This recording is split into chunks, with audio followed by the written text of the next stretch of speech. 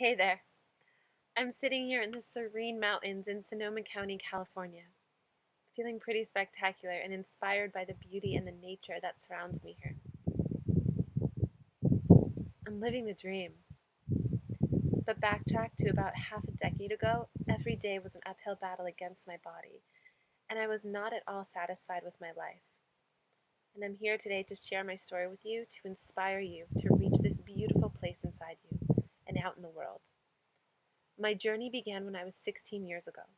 I was such a heavy sweater, just thinking about having to give a presentation or speak to you today, and my armpits of my shirt would be completely soaked through. It was really gross. I had bumps on my arms and my legs, and I was always feeling so sluggish, especially when I came down with mono. The whole next year, I felt chronically fatigued and skipped homecoming and senior events because I barely had any energy to get out of bed. I thought I was depressed. Instead, I was diagnosed with hypothyroidism and given a large dose of Thyroid to take every morning on an empty stomach.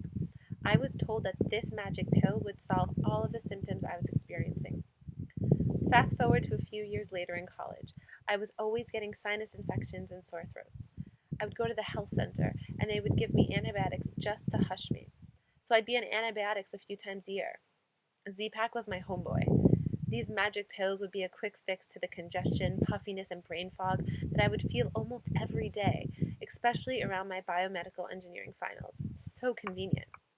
So when I'd travel, I would carry a supply of lactase, Pepto, and X-Lax with me, all which would be taken daily with any meal to deal with any bloating, constipation, post-meal nausea. I just was on such a whirlwind of medications. It felt normal to me. On one particular spring break with my girlfriends, I went through an entire box of X-Lax because I went a week without elimination. I told myself this was no big deal because that's just what happens when someone with hypothyroidism travels. And constipation was just one of the symptoms I was stuck with for life. I never questioned. Then along came New York City. After graduation, I traded my Syracuse University lab coats for designer suits to complement my swanky desk job at a prestigious investment bank.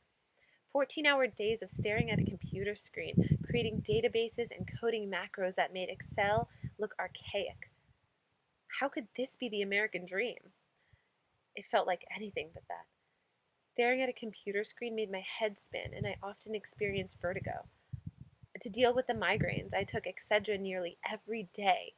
And to curb the stuffy and runny noses from the office air, I'd pop a Zyrtec with my Synthroid before I ate a box of cereal with soy milk. I thought I was doing all of the right things because no one told me any differently, and I still felt awful. But every time I went to my endocrinologist, and trust me, I tried the best ones in New York, I was told the exact same thing. My levels looked fine, no nodules, and the symptoms I was feeling were completely normal for those with hypothyroidism.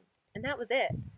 I finally became fed up with cabbing to work from the Upper East Side to Brooklyn every day, spending $20 just to sit under fluorescent lights at a miserable job, just to cab back home after the sunset, to lay in my room in complete silence and darkness with an eye pillow over my eyes just because I was so sensitive to light and sound.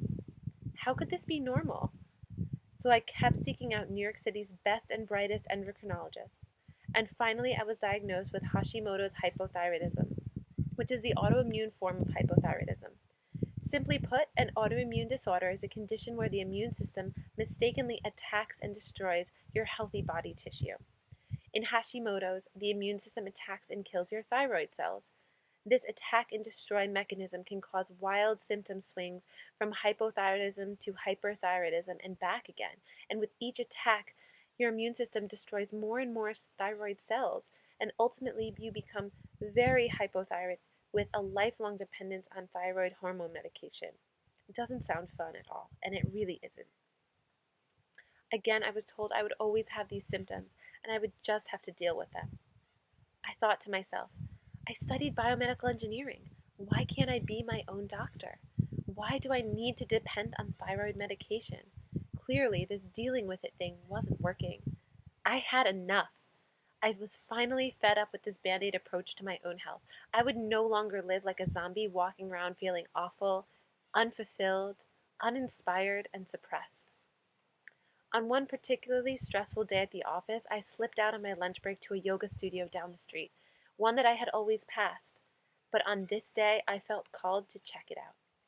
I took my first class expecting it to be a nice break in between my very intense and very draining spinning, running, and boot camp routine that I had been doing every night to clear my head and numb my pain. Oh, but yoga was so much more than a break, and I felt completely different from anything else I was doing. After my first class, I was hooked. I didn't quite know why, but I just knew I needed to keep going. The more I went, the more and more I began being introspective. Why was I always nauseous and dizzy after I ate something at work? Why would I experience sharp stomach pains after certain meals and have to unbutton my pants at my desk? Why were my migraines worse on certain days? Why was I able to take the train to work on some mornings instead of taking a cab? Why did I feel puffy and foggy on some days, while other days feeling light and graceful on my yoga mat? I began noticing patterns and getting really excited about what this all meant. I began to take the first steps of being my own healer instead of relying on test results and no clear direction. One of my teachers at the studio was especially inspirational. Her classes spoke to me, and her nurturing touch provided me with this feeling that I was lacking in my life, the feeling of being safe, comforted, and deeply loved. I felt very connected to this woman and saw her as a role model, and she naturally became my mentor. I joined her cooking and nutritional classes and became very excited with the knowledge that she provided. Instead of warming up prepared meals in the microwave, I began to experiment with blending soups and smoothies, and instead of making pasta every night, I began spiralizing vegetables and creating creamy sauces with nuts and seeds. This was a whole new world to me, and as I began to feel better, I began to see what I was putting in my body and how I was treating it. This was making a huge difference on how I felt. This was only the beginning, but all major transformations must begin with a first step. The shift begins when we begin to feel empowered. My teacher empowered me in a way that no medical doctors had done. This was the game changer.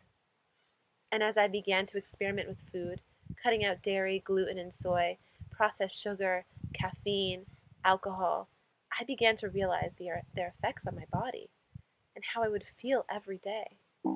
I began tapping into my own inner engineer. I began researching. What I found would change my life forever. Through yoga, meditation, Ayurveda, self care rituals, I tapped into my own inner healing and found my own inner goddess once again. I am finally glowing, and you will be too. My mission is to empower women who have experienced the discomfort and struggle of trying to understand how to align their thyroid health with the vibrant health they wish to achieve. Women who desire to find balance and vibrancy in their bodies, who have tried everything, who are sick of taking tests upon tests upon tests and receiving the lack of clarity, who still feel frequent puffiness and fogginess and want to feel home in their bodies again. Women who may fear speaking their truth or demanding self-respect in their relationships and their careers. Women who know that deep within their heart, there is a voice and a light that must be expressed. Women who are meant to live a life of clarity, of inspiration, of beauty, of love, of health. Women who are willing to invest in their own healing, to live the vibrant, luminous, healthy life that is their birthright. Are you ready? I hope so. I can't wait to meet you.